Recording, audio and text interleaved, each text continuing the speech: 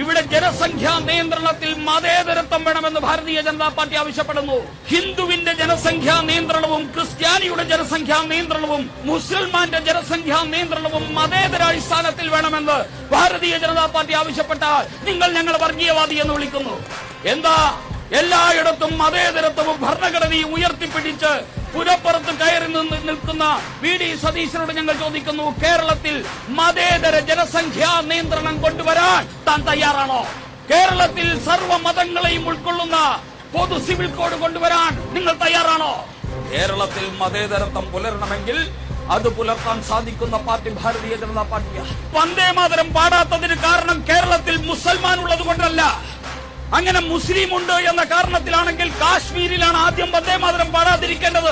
പക്ഷേ ഇവിടെ വന്ദേമാതരം പാടാത്തതിന് കാരണം മുസൽമാനല്ല പ്രശ്നം.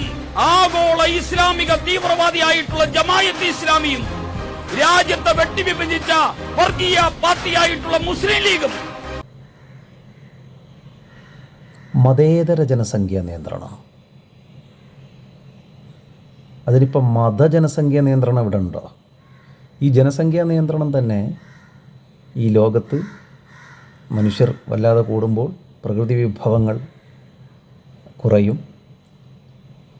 അത് ലോകത്തിൻ്റെ സാമൂഹിക ജീവിതത്തിന് പ്രയാസം ഉണ്ടാവും.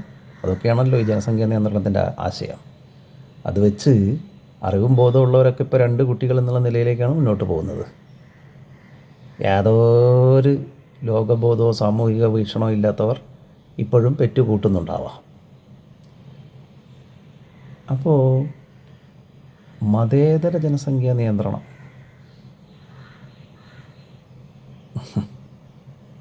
എന്നേ ആയിട്ട് പോട്ടെ.